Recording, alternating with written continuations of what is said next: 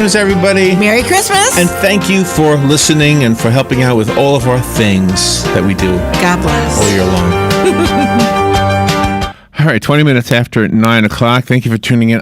I never heard of head cancer before. I didn't know you could get cancer of the head. You can get cancer of everything, can't you? I just the head. Oh, my gosh. Scary. Dr. Michael Gibson is on the phone. He's the medical director of the head and neck team at the University Hospital's Seidman Cancer Center in Cleveland, Ohio.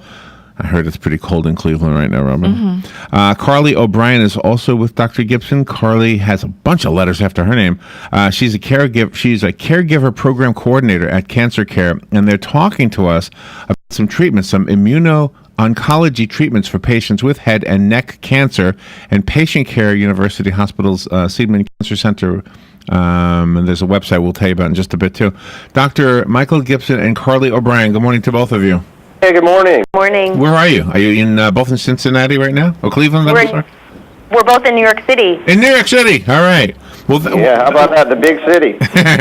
Well, thank you for being on the air with us. And welcome. Gosh, I hope it didn't seem flippant when I said I've never heard of head cancer, but I really had never heard of that before. No, not at all. I think you're not alone. So is the entire head cancerous? I mean, that's got to be a death sentence, no? Well, pardon me for chuckling. Chuckling, thank you. But I do that to people. I make them chuckle. I think you're bringing it out in me, so I thank you very much. It's early, but I'm trying to hang in there. You're right. No, it certainly seems odd that you could have a cancer of the whole head, but in fact, it's not the case. What we mean is the structures in the head, in particular below the brain and down through the neck. Mm-hmm. And there's a lot of them, right? There's tongue, there's voice box, salivary gland. Right. Well, all of those structures can get a cancer, but they won't get them at the same time. Okay, but it seems like, if you have cancer of the nasal passage, let's say, that's awful. It sounds like that would be a real challenge for a doctor to handle, to do something.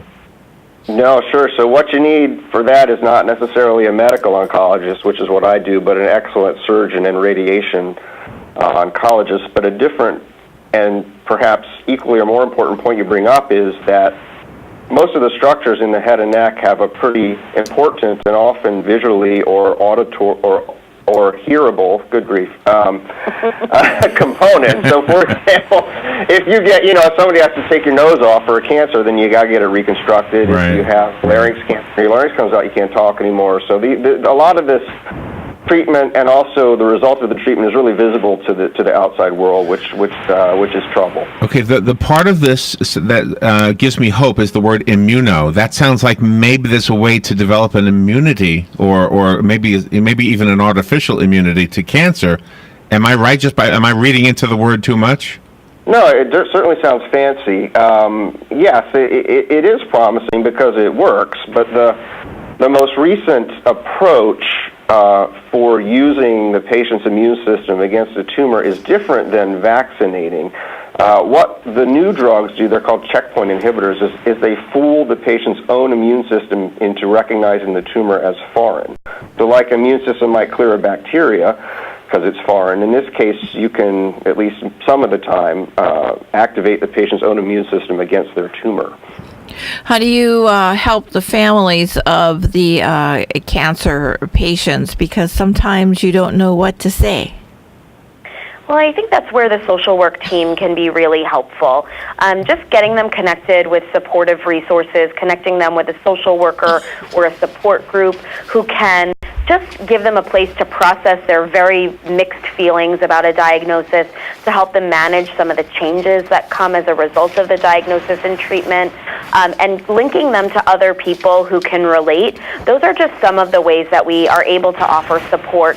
And I think the medical team plays such an important role in just providing education and understanding and answering some of the questions that patients have that make them quite fearful. I think the medical providers really can alleviate some of those fears and help guide them to resources to help them manage them on the longer term. There was an interesting story that not regarding head or neck cancer, but it was breast cancer survivors. This is a Reuters news agency story that said breast cancer survivors improve their outcomes if they have a good social life.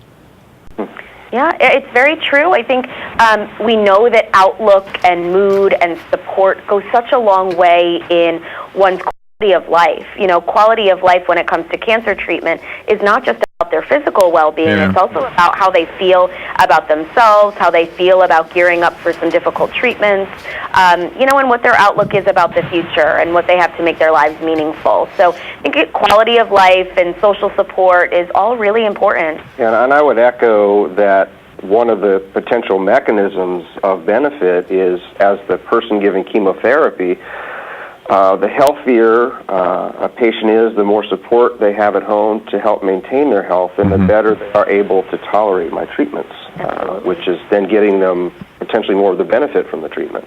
And how do you determine which treatments will be the best for which patients? That is key, and in fact, it is that answering that question involves a very open, honest, and direct discussion between the patient and, in my case, the medical oncologist. I certainly am armed with knowledge of what drugs are appropriate for what stages and what types of cancer, but there's often many ways you can mix and match things, and in order to get what is right, you have to get what is right for the patient, and that involves a very detailed discussion. One of the serious discussions that happens all the time, I'm guessing everywhere in the country, is when somebody is diagnosed with something as serious as head or neck cancer, or any cancer really. The question is, do we have doctors here that we should rely on, or should we go to a bigger city? Should we go to Cleveland or New York or anywhere? I mean, how do we know where the best care can be attained? Attained, is that the word? Mm-hmm. To have. Where's the best care? How do you know? Attained, that works well. Yeah. There are a couple of reliable sources for information about centers of excellence for treatment of head and neck cancer, but I think if you want to go to a place which has the entire cohort of resources which are needed for these patients, and that includes the cancer doctors, but also social workers, pain management, nutrition, speech and swallowing, and a whole team of folks, a comprehensive cancer center is your best bet, and you can find a list of those certainly on the National Cancer Institute website, which is cancer.gov. But I think at this point we've done a great job as a medical community to make available these resources really to reasonable distance from any location. That's just for finding it. That is good news. Okay, so the listeners who really want to know the most information are probably going to be disappointed that the interview's over. So direct them to a website that'll help them out. I'll start. So 2 websites. One is cancer.gov. That's the National Cancer Institute site. Clinical trials, questions about drugs, it's all there. And then the second site, which I find useful, is that of the National Comprehensive Cancer Network. It's nccn.org, and Carley has a few as well. And for emotional support resources and information, I think cancercare.org is a really great resource that links people to oncology social workers and support groups, and also a diagnosis-specific organization, Support for People with Oral and Head and Neck Cancer, or SPOHNC.org, can be really great resources. Okay. Dr. Gibson and Carley O'Brien, thank you both for being on the air with us today. Have a great holiday season. You as well, and thank you for the opportunity. Yes, likewise. Oh, you're welcome. We will share the interview with our on our podcast on the web. We'll take a little break. Be right back.